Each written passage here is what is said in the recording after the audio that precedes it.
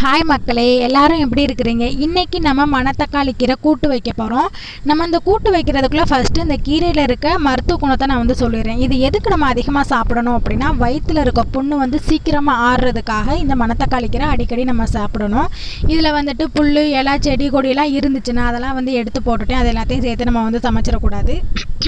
வயிற்றில் இருக்க புண்ணு, அதுக்கப்புறம் வாய் வெந்து போயிருக்கும் பார்த்தீங்களா, சில டைம் சாப்பிட முடியாமல் எது சாப்பிட்டாலும் காரமாக இருக்கும். அந்த மாதிரி இருக்க டயத்தில் நம்ம இந்த கீரை அடிக்கடி சமைச்சு சாப்பிட்டோம் அப்படின்னா வயிற்று புண்ணு, அல்சர் இதெல்லாம் சீக்கிரத்தில் சரியாகும். இப்போ நான் கீரை ஒவ்வொரு இலையாக பிச்சு எடுத்தாச்சு. இதில் புல், இலை, கொலையெல்லாம் இருந்து சொன்னையில் அதெல்லாம் எடுத்துட்டு வெறும் கீரை மட்டும் பிச்சு எடுத்துட்டேன். அதுக்கப்புறம் இந்த கீரையை தண்ணி ஊற்றி கழுவிடணும். கழுவிட்டு இப்போ சிறுபருப்பு போட்டு தான் நம்ம கூட்டு வைக்க போகிறோம். நாங்கள் பாசிப்பருப்புன்னு சொல்லுவோம். பாசிப்பருப்பு தேவையான அளவு போட்டுட்டு தண்ணி ஊற்றி கழுவிட்டு அதுக்கப்புறம் கீரையை நம்ம கட் பண்ணி போட்டுக்கலாம், இல்லைன்னா அப்படியே கூட போட்டுக்கலாம். ஏன்னா குக்கரில் வைக்கிறதுனால நான் அப்படியே தான் போட்டு நல்லா அலசிட்டு கழுவிட்டு குக்கரில் சேர்த்துக்கிட்டேன். குக்கரில் சேர்த்துட்டு இது கூட நம்ம 4 சின்ன வெங்காயம், ஒரு பச்சை மிளகாய், அதுக்கப்புறம் மஞ்சத்தூள், குழம்பு மிளகாத்தூள் ஒரு 1/2 ஸ்பூன் அளவு நம்ம சேர்த்துட்டு இதில் கொஞ்சம் ஜீரகம் சேர்த்துக்கோங்க. ஒரு 1/2 ஸ்பூன் அளவு ஜீரகம் சேர்த்துக்கோங்க. நான் ஜீரகம் சேர்க்க மறந்துட்டேன். அதனால் உப்பு நம்ம இப்போ சேர்க்கக்கூடாது. உப்பு நம்ம லாஸ்ட்டு கடையில் தான் சேர்க்கணும்.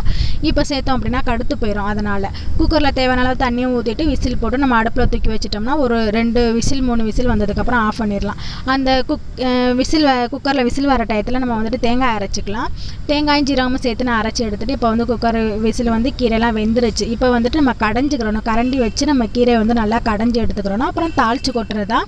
கடுகு, எண்ணெய், பட்டை மிளகாய், வெங்காயம் சேர்த்து நல்லா வதக்கிட்டு நம்ம கடைஞ்சி வச்சுருக்கோம்ல கீரை நல்லா கடைஞ்சோம்னா இந்த மாதிரி வந்துடும். கீரையும் பருப்பையும் கடைஞ்சி வச்சுருக்கோம்ல அதையும் தூக்கி ஊற்றிட்டு இப்போ தான் நம்ம தேவையான அளவு உப்பு சேர்த்துக்கிறணும். இப்போ தேவையான உப்பு சேர்த்துட்டு கொதிச்சதுக்கப்புறமா நம்ம அரைச்சி வச்சுருக்கோம்ல தேங்காயும் ஜீரகம் அதையும் சேர்த்துட்டு நல்லா ஒரு கலக்கிட்டு நல்லா கதை நல்லா கொதிச்சு வந்ததுக்கப்புறமா நம்ம இறக்கி சாப்பிட்றலாம். இது சாப்பாட்டில் போட்டு அப்படியே நம்ம பெசரி சாப்பிட்டுக்கலாம். அப்படி இல்லைன்னா சாப்பாட்டுக்கு சைடிஷாகவும் வச்சு சாப்பிட்டுக்கலாம். நான் கீரைக்கு ரசம் வச்சுருக்கேன். ரசம் வச்சு கீரை கூட்டு வச்சு சாப்பிட்டோம்னா சூப்பராக இருக்கும். அதனோட டேஸ்ட்டு அது சாப்பிட்றதுக்கே நல்லாயிருக்கும். இந்த மாதிரி தான் நாங்கள் ரசம், கீரை கூட்டு, பருப்பு கூட்டு இந்த மாதிரிலாம் வச்சு சாப்பிடுவோம். நல்லாயிருக்கும் சாப்பிட்றதுக்கு. நீங்கள் இந்த மாதிரி சாப்பிட்ருக்கீங்களா அப்படின்ட்டு கமெண்ட்டில் சொல்லுங்கள். அவ்வளோதான். இந்த வீடியோ உங்களுக்கு பிடிச்சிருந்துச்சுன்னா ஒரு லைக் பண்ணுங்கள், சேனல் சப்ஸ்கிரைப் பண்ணுங்கள். அடுத்த ஒரு வீடியோவில் பார்க்கலாம். கிட்டே பாய்.